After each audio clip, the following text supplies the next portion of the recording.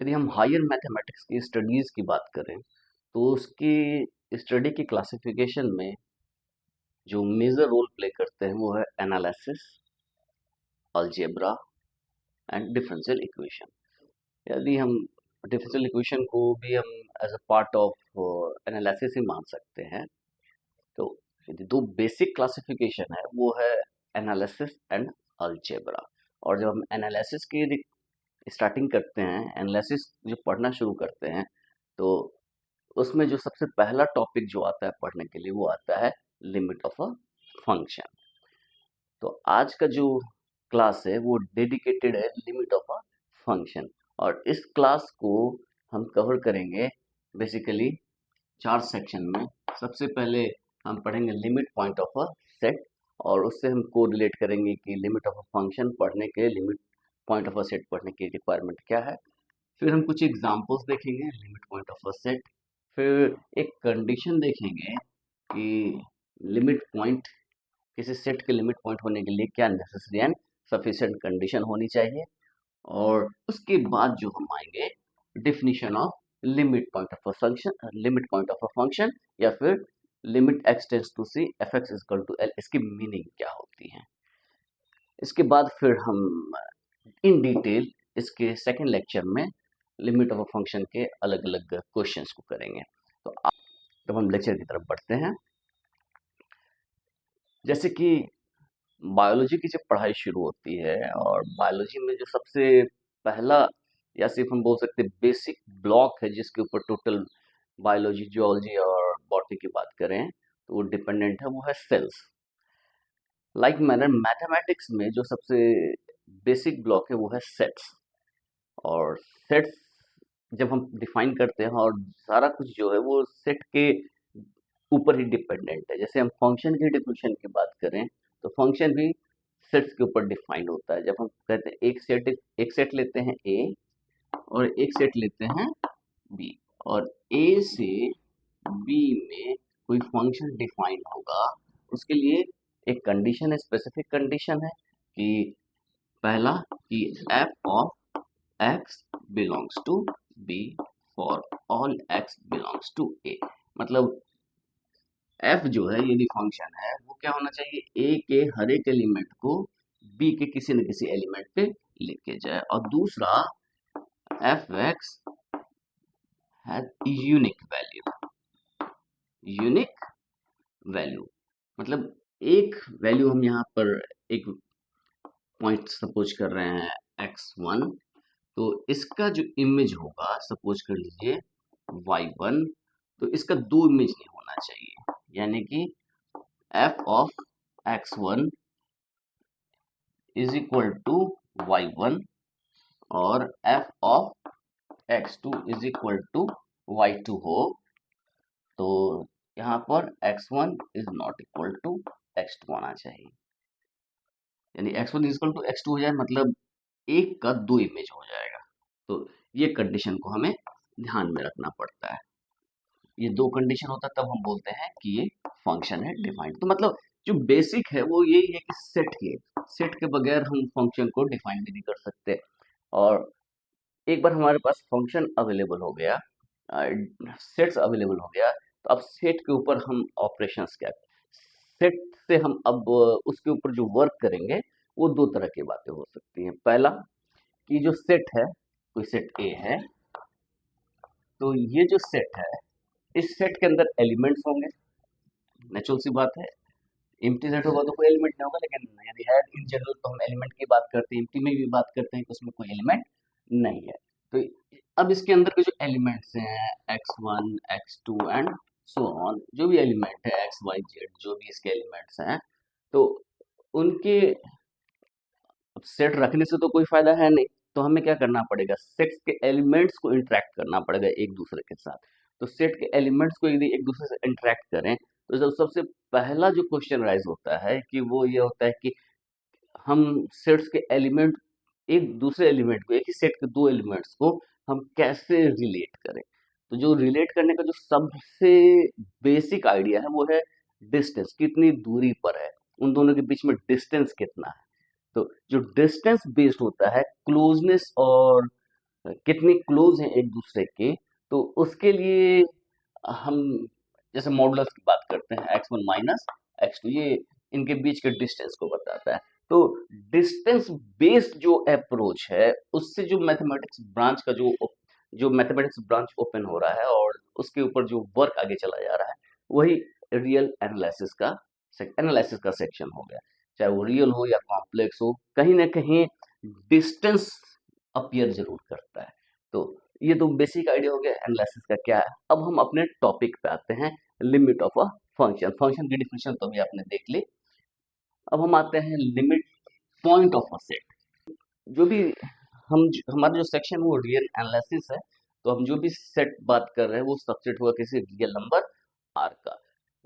किसी रियल नहीं, मतलब specific real number set specific है। तो हम सपोज करते हैं let A be a subset of R, that is the set of real number, the set of real numbers। तो A कोई सबसेट है किसी रियल नंबर R का। a real number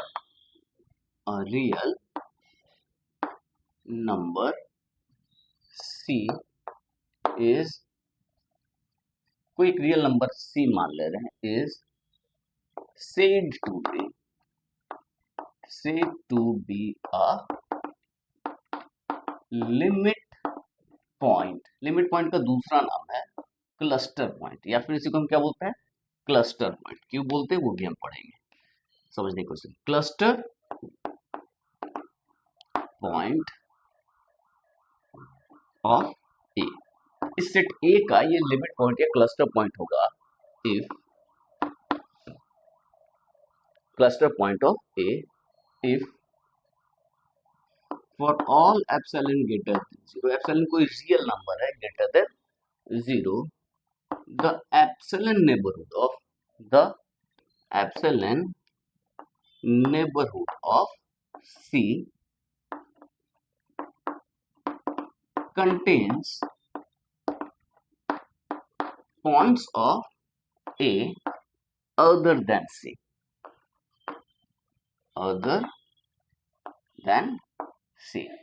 तो अब यहाँ पर दो टर्म है, ये है एप्सिलॉन नेबरहुड ऑफ C। इसकी मीनिंग क्या हुई? तो डेफिनेशन तो बहुत सिंपल है कि A एक रियल नंबर है, C एक रियल नंबर है, और C को इस सेट A का लिमिट पॉइंट या क्लस्टर पॉइंट कहेंगे इफ, कब कहेंगे कि for all epsilon greater than 0 the epsilon neighbourhood of C का जो एप्सिलॉन नेबरहुड होता है वो A के पॉइंट्स को कंटेन करे अदर देन C तो C कंटेन करे या ना करे, उससे हमें कोई फर्क नहीं पड़ता। हमें C को छोड़ के कोई ना कोई extra point, at least one point जरूर एग्जिस्ट करना चाहिए। तो अब यहाँ पर सबसे पहले एप्सिलॉन नेबरहुड क्या होता है, एप्सिलॉन नेबरहुड ऑफ C, इसको जो हम डिफाइन करते हैं वो है C माइनस एप्सिलॉन और C प्लस एप्सिलॉन। ये इंटरवल होता है और इसको हम मान सकते हैं x belongs to R such that x is greater than C minus epsilon and less than C plus epsilon। यदि हम नंबर लाइन पे समझें तो यदि ये कोई रियल नंबर है तो C से एप्सिलॉन डिस्टेंस पे इधर और इधर इसके अंदर के जो भी पॉइंट होंगे उन पॉइंट का कलेक्शन ही C का नेबरहुड कहलाएगा। यानी ये C माइनस एप्सिलॉन और C प्लस एप्सिलॉन, यही हो गया। C से एप्सिलॉन पीछे चले गए तो C माइनस एप्सिलॉन, C से एप्सिलॉन उधर चले गए तो C प्लस एप्सिलॉन, ये नेबरहुड ऑफ C हो गया। तो नेबरहुड कहने से पता चलता है पड़ोस C का पड़ोसी क्या है। तो पड़ोस तो एक ऐसा टर्म है जो कॉन्टेक्स्ट बेस्ड होता है। जैसे हम बोले कि पड़ोस की बात करें, जैसे सपोज कीजिए कि कोई पर्सन जो है यहीं पर, सपोज कीजिए कि कोई दो लोग हैं जो मधुबनी डिस्ट्रिक्ट से हैं और वो दरभंगा में एक दूसरे से मिलते हैं, उनसे जान पहचान होती है, वो एक दूसरे से बात करते हैं तो पता चलता है कि वो दोनों मधुबनी डिस्ट्रिक्ट से हैं।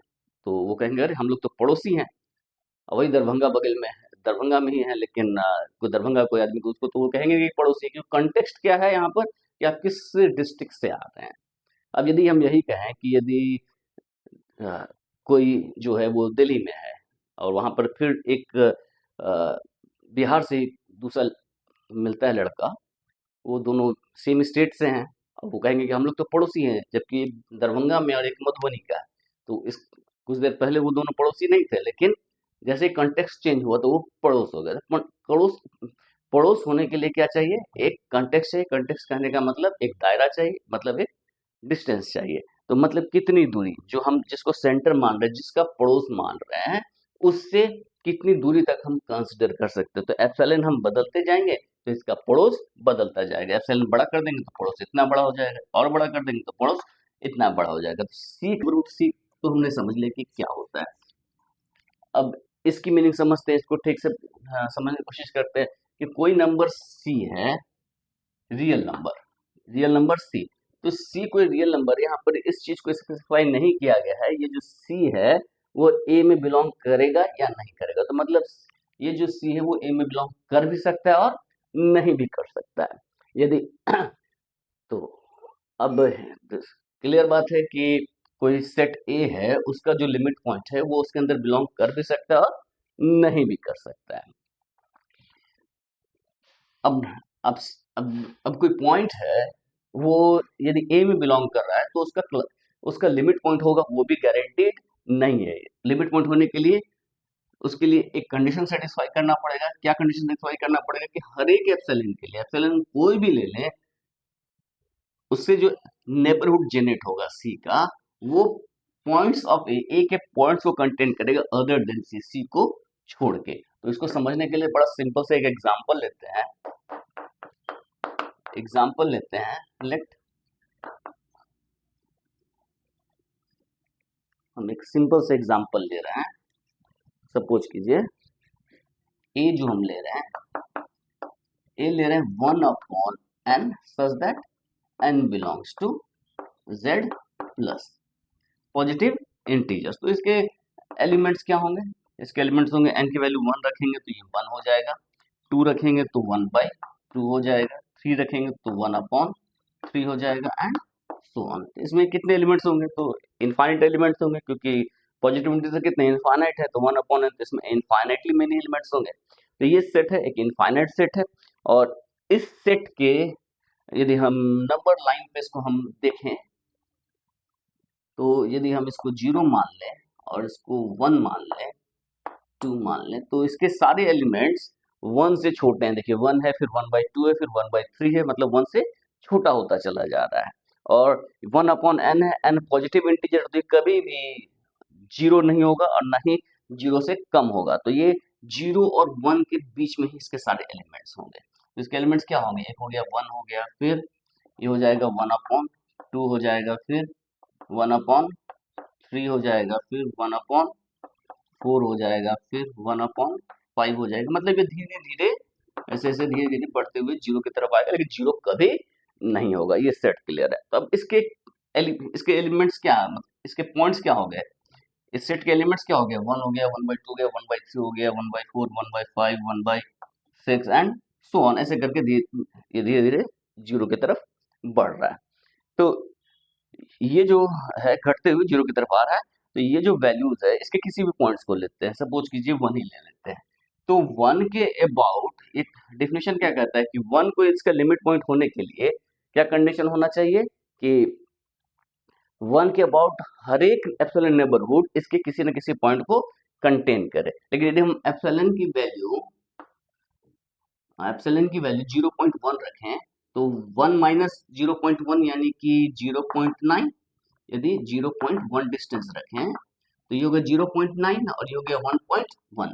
तो ये जो नेबरहुड है 1 का, यानी कि 0.1 नेबरहुड ऑफ 1, ये जो है ये क्या हो जाएगा? 0.9 और 1.1। ये जो नेबरहुड है वो नेबरहुड एक किसी भी पॉइंट को कंटेन नहीं कर रहा है 1 को छोड़ के। तो इसमें कहा था कि 1 को छोड़ के कितने पॉइंट्स कम से कम एक पॉइंट कंटेन करना चाहिए। लेकिन हमें एक ऐसा नेबरहुड मिला 1 का, एक ऐसा एप्सिलॉन नेबरहुड मिला 1 का, जो कि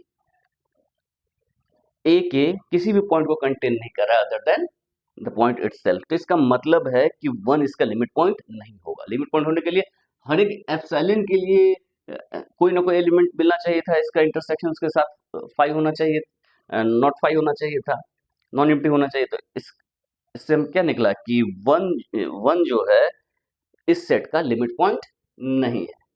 तो 1 इसका लिमिट पॉइंट नहीं है। हम चेक कर सकते हैं 1/2 भी नहीं होगा। इसके अबाउट हम एक छोटा सा ले लें, इसके बाद छोटा सा ले लें, तो कोई भी एलिमेंट होगा उसके अबाउट कोई ना कोई एक ऐसा नेबरहुड जरूर मिलेगा इस एग्जांपल के लिए जिसमें सेट के एलिमेंट्स को कंटेन एक के साथ उसका इंटरसेक्शन उस एलिमेंट को छोड़कर और दूसरा कुछ नहीं मिलेगा। तो इसका मतलब क्या हुआ, इसका मतलब ये हो गया कि इसका कोई भी एलिमेंट इसका लिमिट पॉइंट नहीं है। Not a single element of A is a limit point of the set. ये हमने देखा एग्जांपल। इसमें क्या और क्या खास बात है, ए हमारा क्या था, ए हो गया था 1/n, n belongs to z plus integers, positive integers. तो अब जो है क्या इसका लिमिट पॉइंट एग्जिस्ट ही नहीं करता, तो हम चेक कर सकते हैं कि 0 जो कि ए में बिलोंग नहीं कर रहा है, लेकिन 0 जो है वो ए का लिमिट पॉइंट हो जाएगा, क्योंकि 0 के अबाउट हम कोई भी नेबरहुड ले लेते हैं। एप्सिलॉन नेबरहुड ऑफ 0 क्या होगा, epsilon neighbourhood of 0 is 0 minus epsilon 0 plus epsilon which is minus epsilon plus epsilon. तो minus epsilon plus epsilon, epsilon कोई भी पॉजिटिव क्वांटिटी है, एप्सिलॉन नेबरहुड ये हो गया। हम जानते हैं by Archimedean properties, by Archimedean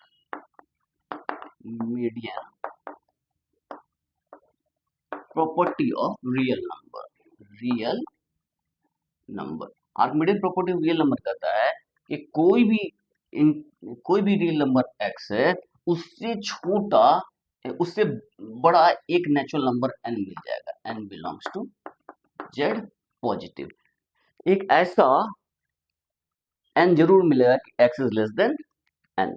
तो यदि हम एप्सिलॉन कितना भी छोटा ले लें, यदि एप्सिलॉन हम ग्रेटर देन 0 कोई भी हम एप्सिलॉन चूज करते हैं, तो 1/एप्सिलॉन भी ग्रेटर देन 0 होगा, और 1/एप्सिलॉन ग्रेटर देन 0 होगा, तो 1/एप्सिलॉन से बड़ा एक n मिलेगा, 1/एप्सिलॉन से बड़ा एक n मिलेगा, यानी कि this implies 1/n is less than epsilon.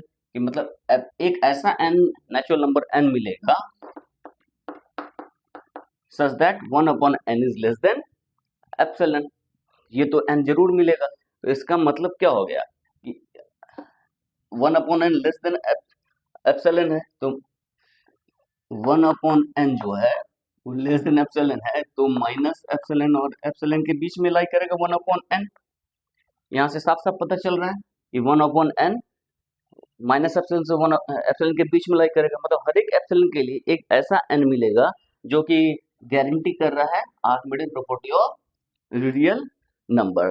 तो इसका मतलब है कि कोई ना कोई एलिमेंट इसका एक एलिमेंट का फॉर्म क्या है, 1/n है, n बिलोंग्स टू z, मतलब ए का कोई ना कोई एलिमेंट इस इंटरवल में लाई करेगा for all epsilon greater than 0। इसका मतलब क्या हो गया, hence each epsilon neighborhood of 0 contains points of a other than 0। 0 को छोड़ के कोई ना कोई एलिमेंट कंटेन कर रहा है a का, हेंस तो हमारा रिजल्ट क्या निकला, so 0 is a limit point of A. तो हमने क्या शो कर दिया कि 0 इसका लिमिट पॉइंट है। तो जो हमारा दूसरा सेक्शन है, examples of limit points. Examples of limit points. Limit points के एग्जाम्पल्स को हम कंसिडर करते हैं। जो सबसे सिंपल सा एग्जाम्पल था अभी हमने देख लिया, एक का कौन कौन सा लिमिट पॉइंट हो गया। एक है जैसे ओपन इंटरवल 1 2, तो इसके हर एक पॉइंट इसके लिमिट पॉइंट होंगे। यदि हम ए ये माने तो each point of A is a limit point of A का हर एक पॉइंट इसका लिमिट पॉइंट होगा। एंड वन जो कि इसमें बिलोंग नहीं कर रहा है, one does not belongs to A but one is also a limit point of A का वन ए का लिमिट पॉइंट होगा वन भी। एक एग्जांपल हो गया। तो हम क्या कंक्लूड कर सकते हैं, तो लिमिट पॉइंट निकालना बहुत आसान है। कंक्लूजन क्या कर सकते हैं कि हम कुछ पॉइंट्स नोट कर सकते हैं। जो पहला पॉइंट है वो कहता है a point limit point of a set में और may not belong to the set, may or may not belong to the set। Second जो है, यदि सेट फाइनाइट है तो उसका कोई लिमिट पॉइंट एग्जिस्ट नहीं करेगा। Finite set does not have a limit point. Finite set का कोई भी लिमिट पॉइंट नहीं होगा। तो इसका मतलब है कि क्वेश्चन यदि हम कहें कि कोई सेट है उसका लिमिट पॉइंट एग्जिस्ट करेगा ही, ये जरूरी नहीं है। इसका एक भी लिमिट पॉइंट नहीं हो सकता है। ठीक है, ये दो कंक्लूजन है। और इसके प्रूफ के लिए हम एक थ्योरम पढ़ेंगे कि necessary and sufficient condition, third section है, necessary and sufficient condition for a point to be a limit point of a set. कब हम कहेंगे कि उसका लिमिट पॉइंट एग्जिस्ट, वो लिमिट पॉइंट होगा, वो थ्योरम पढ़ेंगे तो बहुत आसानी से समझ में आ जाएगा। तो ये दो पॉइंट है, आपको ध्यान में रखना है कि लिमिट पॉइंट तो उसके सेट में बिलोंग कर भी सकता है और नहीं भी कर सकता, और finite set does not have a limit point. Theorem का स्टेटमेंट बहुत ही सिंपल है। A real number C is a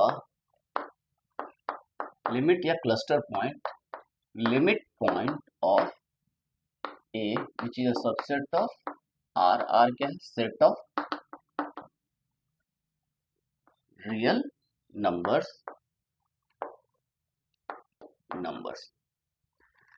If and only necessary and sufficient condition कह रहा है, if and only if there exists a sequence an in A। an किस में है? A में एग्जिस्ट कर रहा है, in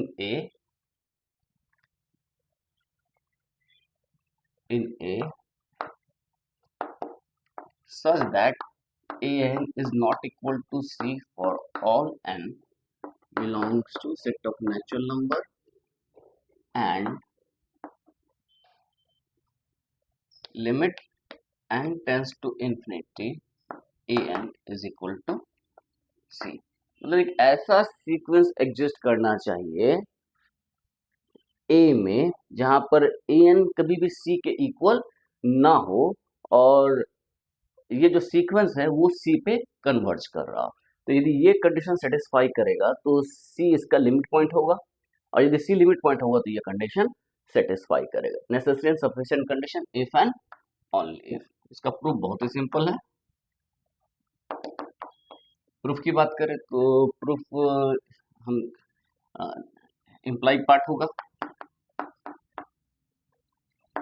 इम्प्लाई पार्ट मतलब यदि सपोज करते हैं कि C इसका लिमिट पॉइंट है तो ये ट्रू होगा, और ओनली पार्ट में हम इसे सपोज करेंगे, शो करेंगे कि C इसका लिमिट पॉइंट है। तो हम सपोज करते हैं let C be a limit point of A का लिमिट पॉइंट हम सपोज करते हैं सी को। तो सी यदि ए का लिमिट पॉइंट है तो हर एक नेबरहुड में इसका कोई ना कोई पॉइंट कंटेन करेगा। तो हम जानते हैं C limit point of A है, तो for epsilon is equal to 1 upon N, for epsilon is equal to 1 upon N, 1 by N neighbourhood of C, 1 by N neighbourhood of C, तो क्या होगा c माइनस 1 अपॉन एन और c plus 1 upon N. हर एक neighbourhood, हर एक हर एक epsilon neighbourhood of c contains points of A other then c। तो चूंकि ये c लिमिट पॉइंट हम माने हुए हैं, तो ये जो नेबरहुड हमने एज्यूम किया 1 upon an neighbourhood of c, ये भी कंटेन करेगा, contains points of a other than c, that is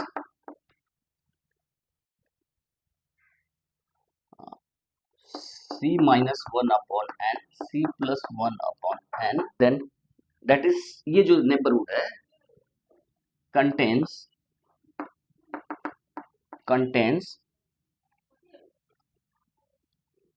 से an belongs to a where an is not equal to c for all n belongs to set of natural number। इसका meaning यही हुआ जो हमने ऊपर लिखा है, contains points of A other than C. तो ए के पॉइंट्स को कंटेन कर रहा है, तो हम ये जो पॉइंट है उसको हम ए एन से रिप्रेजेंट करते हैं, तो ये ए एन से पॉइंट को कंटेन करेगा where a n not equal to c for all n belongs to n. And this implies, इसका मतलब क्या हो गया कि ए एन इसके अंदर बिलोंग कर रहा है, यानी कि ए एन और सी का जो डिस्टेंस है वो लेस देन 1 अपॉन एन होगा for all n greater than equal to 0, for all n belongs to set of natural number n। इसका मतलब क्या हो गया, this implies limit n tends to infinity an is equal to c। मतलब जो sequence an जो है वो कन्वर्ज कर रहा है c के ऊपर। अब हम आते हैं ओनली इफ पार्ट पे। ओनली इफ पार्ट में हम एज्यूम करते हैं सेकंड सेक्शन और प्रूव करेंगे पहला। तो सपोज करते हैं there exists a sequence an in a such that an not equal to c for all n belongs to n and an converges to the limit n tends to infinity an is equal to c। ये दिया हुआ है, तो हमें prove करना पड़ेगा कि ये जो है इसका c जो है इसका लिमिट पॉइंट होगा। तो लिमिट पॉइंट होने के लिए हमें क्या प्रूव करना पड़ेगा। अब क्योंकि ये है ऐसा, तो लिखेंगे फॉर दिस इम्प्लाइज हम definition of limit of sequence से जानते हैं। This implies for any epsilon greater than 0, for all epsilon greater than 0 there exist k belongs to set of natural number such that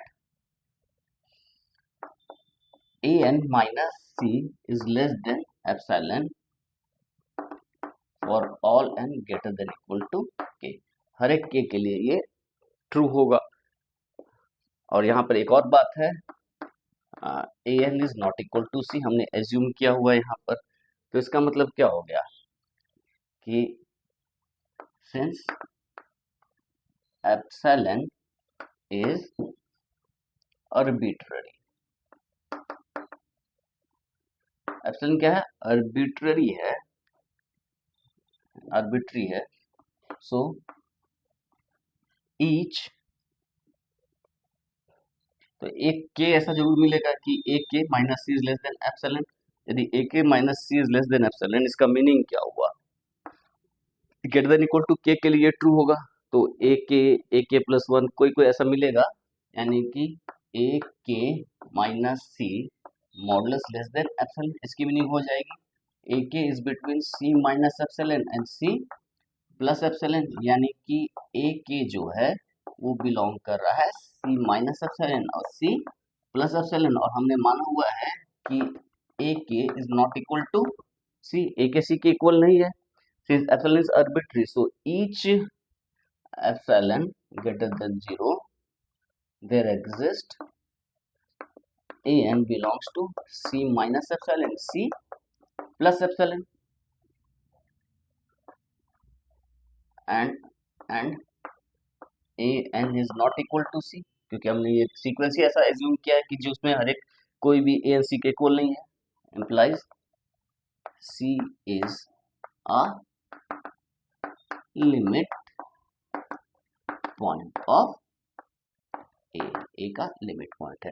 तो कोई point limit point होगा, उसके लिए क्या condition है कि एक ऐसा सीक्वेंस मिले ए एन में जो जिसके टर्म्स जो हैं वो सी पे कन्वर्ज करे। अब यदि हमारा जो सेट है, यदि ए को हम फाइनाइट मान लें, ए यदि हम फाइनाइट मान लें, तो हम जानते हैं सीक्वेंस इनफाइनाइट होता है।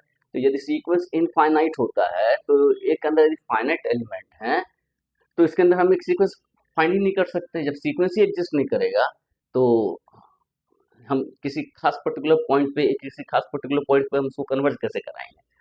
तो इसीलिए यदि सेट फाइनाइट है तो उसका कोई भी लिमिट पॉइंट एग्जिस्ट नहीं करेगा। तो हमने ये थर्ड सेक्शन को भी कंप्लीट। डिफिनीशन, डिफिनीशन किसका definition? Limit of a function, limit of a function, इसकी डिफिनीशन के ऊपर आते हैं, यानी कि limit x tends to c f x is equal to L, इसकी मीनिंग जानते हैं।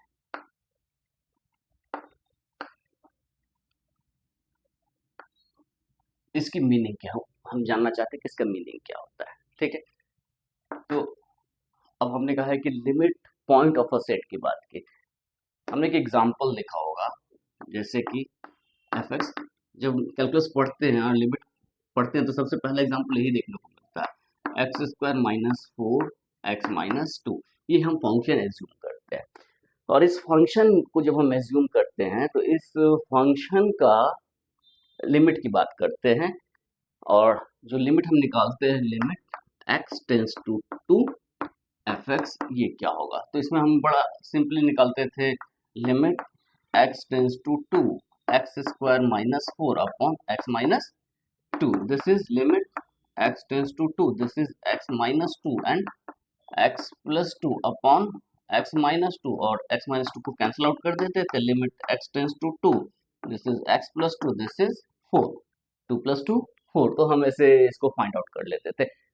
बट इस बात, एक खास बात को ध्यान देना है, हम 2 पे लिमिट निकाल रहे हैं, किस पॉइंट पे निकाल रहे हैं?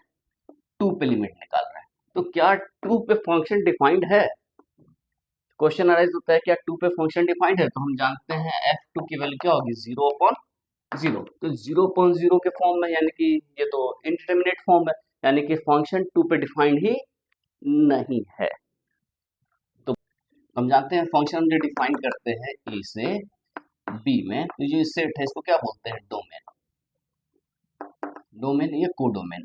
तो फंक्शन ए के पॉइंट्स पे डिफाइंड है, तो ये जो सेट है ए, और हम जिस पॉइंट पे फंक्शन का लिमिट निकाल रहे हैं वो पॉइंट इस सेट ए का लिमिट पॉइंट होना चाहिए, तभी हम उस पॉइंट पे फंक्शन की लिमिट की बात कर सकते हैं, नहीं तो हम। अब हम इसके डिफिनीशन पे आते हैं, definition of limit of a function क्या होगा।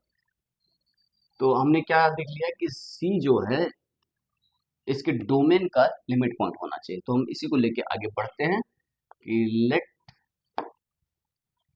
सी be a limit point of A which is a subset of R and R is a set of real number. R is a set of real number. ठीक है,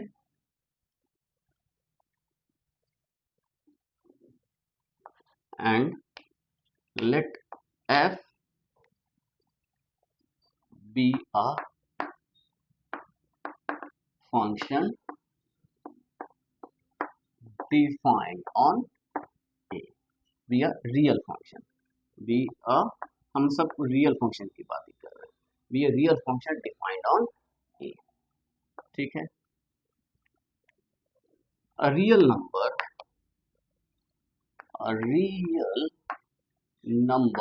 L is said to be the limit of f at x is equal to c if हम, यही है limit of f at x is equal to c is equal to l, तो l को f का limit कहेंगे जब x c के ऊपर जाएगा, तब कब, if for all epsilon greater than 0, epsilon कोई भी रियल नंबर ले greater than 0, there exist delta based on epsilon greater than 0, delta जो है एप्सिलॉन के ऊपर बेस्ड होना चाहिए 0 से बड़ा, such that mod of fx minus L is less than epsilon whenever x minus c is less than delta. इसको हम ग्राफिकली समझने की कोशिश करते हैं कि limit of f at x equal to c for all epsilon greater than 0 there exists delta based on epsilon greater than 0 such that mod of fx minus L less than epsilon whenever x minus c less than delta. तो सबसे पहले ये तो हम जान लें x minus A less than epsilon का meaning क्या होता है, x minus C less than epsilon का मीनिंग क्या होता है. तो x minus C plus minus is less than epsilon, इसकी वैल्यू प्लस माइनस होगी, तो ये क्या होगा, एक बार x minus C is less than epsilon और minus x minus C is less than epsilon, दो बातें आएंगी. ये क्या इम्प्लाई करेगा, x is less than c plus epsilon, और ये माइनस से मल्टीप्लाई कर देंगे, तो x minus C is greater than minus epsilon, minus 1 से मल्टीप्लाई करेंगे तो इसका जो है इनइक्वालिटी बदल जाएगा, this is equal to x is greater than c minus epsilon, यानी कि x greater than c minus epsilon and less than c plus epsilon, यानी इसकी जो मीनिंग है x minus c less than epsilon is equivalent to saying x is greater than c minus epsilon and c plus epsilon. तो ये दोनों interchangeably use करते हैं, या फिर हम लिख सकते हैं x belongs to epsilon neighbourhood, c minus epsilon c plus epsilon. यदि x किसमें, mod of x minus c less than epsilon का मतलब हो गया कि x epsilon neighbourhood of c में बिलोंग करता है, ये मीनिंग हमने समझा. उसी तरह यदि हम लिखें fx माइनस, यहाँ पर लिखते हैं fx minus l less than epsilon, इसका मतलब हो गया कि fx जो है वो l के एप्सिलॉन नेबरहुड में बिलोंग करेगा, मतलब fx जो है ये l प्लस एप्सिलॉन और l माइनस एप्सिलॉन के पीछे बिलोंग करेगा, यानी fx belongs to l minus epsilon l plus epsilon, इसमें लाई करेगा. हम सपोज करते हैं फंक्शन किसी को, ये x हो गया, ये y हो गया, हमारा एक्सिस हो गया, ऑरिजिन हो गया, और फंक्शन की वैल्यू हो गई.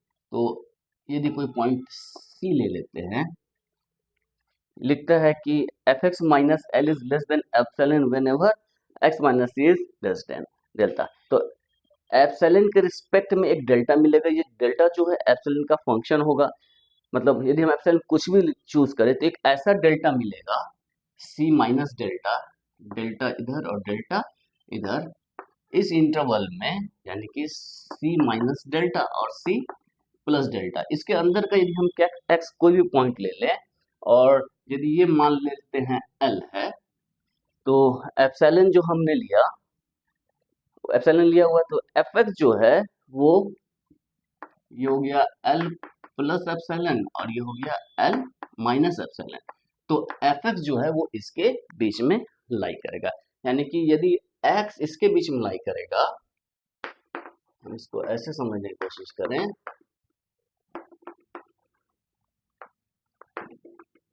यदि x इसके बीच में लाई करेगा तो fx इस बॉक्स में कहीं पे लाई करेगा।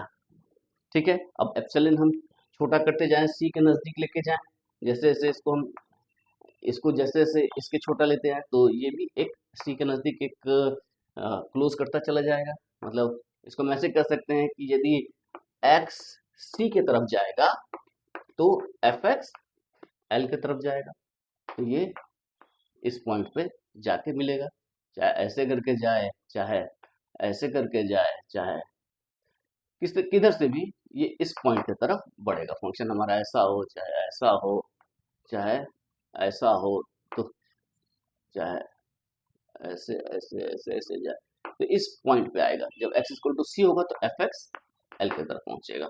इसका मीनिंग ये होता है। तो इस तरह से हमने देखा limit of a function. Next class में हम इस डिफिनेशन को हमेशा ध्यान में रखना पड़ेगा, क्योंकि हमें जब भी प्रूफ करना होगा तो इसी डिफिनेशन के ऊपर बेस्ड होगा। तो लिमिट ऑफ अ फंक्शन बहुत ही इंपॉर्टेंट है। जो हमें आगे देखना है वो sequential criteria of a limit of a function. पहले इसके बेस के ऊपर हम कुछ क्वेश्चंस करेंगे और उसके बाद हम sequential criteria for limit of a function को डिफाइन करेंगे कि कब हम कहेंगे कि कोई फंक्शन का लिमिट किसी पॉइंट पे एग्जिस्ट करेगा सीक्वेंस बेस्ड, और उसके बेस पे कुछ क्वेश्चंस करेंगे जो कि बहुत इंपॉर्टेंट क्वेश्चंस हैं। ठीक, इसके बाद हम ये भी डिस्कस करेंगे कि ये तो आया जब एल इसका लिमिट पॉइंट हो रहा है, अब ऐसा भी क्वेश्चन आएगा इसका लिमिट पॉइंट एग्जिस्ट जब कब नहीं करेगा। तो उन सारी चीज़ों को डिटेल में हम डिस्कस करेंगे अपने नेक्स्ट लेक्चर में।